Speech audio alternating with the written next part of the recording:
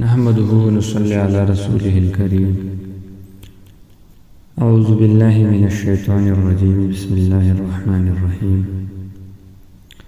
معزز سامعین کرام، ہم میں سے ہر مسلمان یہ چاہتا ہے کہ میرا اللہ تعالیٰ کے ساتھ بہتر تعلقات ہو.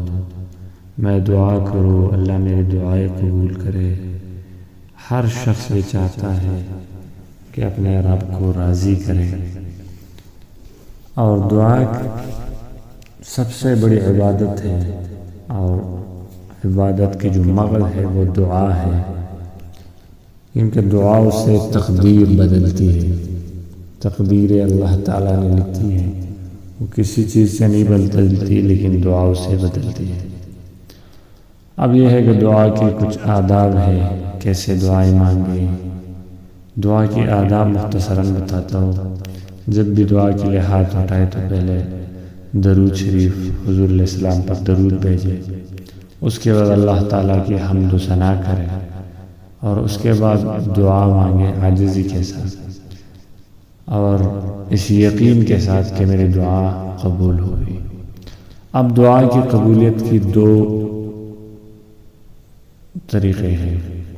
اب ایک یہ ہے کہ دو صورتیں ہیں دعا کی قبولیت کی. ایک صورت یہ ہے کہ اللہ تعالیٰ اسی دعا کو دنیا میں قبول کرے اور جو مانگا ہے وہ دنیا میں دے. دوسرا صورت یہ ہے کہ وہ دعا اللہ تعالیٰ محفوظ رکھتا ہے، اسی دعا کے بدلے قیامت کے دن اس کو بدلہ دیا جائے گا. اور قیامت کے دن جب انسان دیکھیں گے مسلمان کہ جو دعائیں رکھی گئی ہے، دنیا میں اس کی دعائیں قبول نہیں ہوئی، اس کے بدلے جو کچھ اس کو وہاں ملتا ہے تو وہ افسوس کرے گا کہ کاش میری دنیا میں کوئی ایک بھی دعا قبول نہ ہوئی ہو.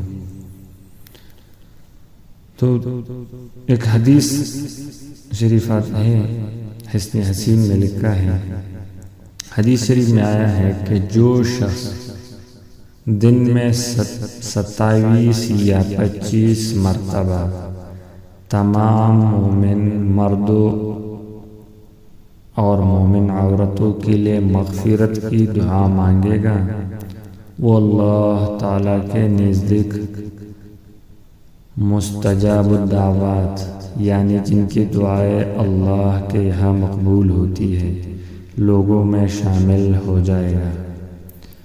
جن کی دعاؤں سے زمین والوں کو رزق دیا جاتا ہے. اب آسان سی دعا ہے، اللہم اغفر لی وللمؤمنین والمؤمنات والمسلمین والمسلمات. اللہم اغفر لی وللمؤمنین والمؤمنات والمسلمین والمسلمات. اب 5 نمازیں ہم پڑھتے ہیں، ہر نماز کے بعد دعا میں 5 مرتبہ یہ دعا پڑھے، 25 مرتبہ ہو گئے. فجر یا عشاء کی نماز میں ہم 7 مرتبہ پڑھے تو 27 مرتبہ ہو جائے گی. اب اگر یہ ہم پابندی کے ساتھ پڑھیں گے تو ہماری دعائیں قبول ہوگی. ہماری دعاؤں کی برکت سے اللہ تعالیٰ ہمیں بھی رزق دے گا، باقی مخلوق اور انسانوں کو بھی رزق دے گا. حدیث کے الفاظ یہ ہے کہ دعاؤں سے زمین والوں کو رزق دیا جاتا ہے. اب مستجاب الدعوات ہو جائیں گے. تو بہت آسان سی دعا ہے، آسان سا وظیفہ ہے. اس کو ہم اپنا معمول بنائیں.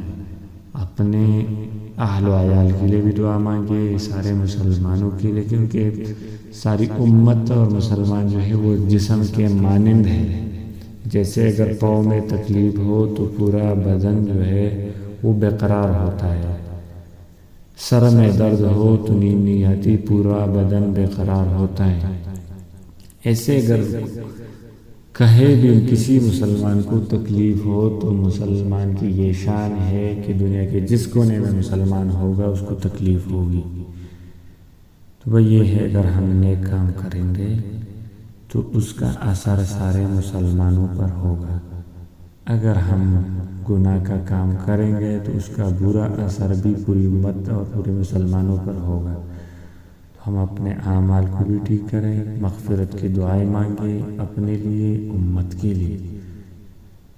ٹھیک ہے بھائی، اور یہ ایک صدقہ جاریہ ہے، ہم اور لوگوں کو بھی بتائیں کہ بھائی یہ دعا ہم بھی کریں، ان کو بھی بتائیں کہ آپ بھی یہ دعا کریں۔ اس طرح یہ ایک میسیج پوری دنیا کو جائے گا، پورے مسلمانوں کو ہم یہ میسیج دیں گے تو سارے مسلمان اگر ایک دوسرے کے لیے دعا مانگنے شروع کریں، سارے لوگ مستجاب الدعوات بن جائیں گے، پھر ساری لوگوں کی دعائیں ہمارے حق میں بھی قبول ہوگی۔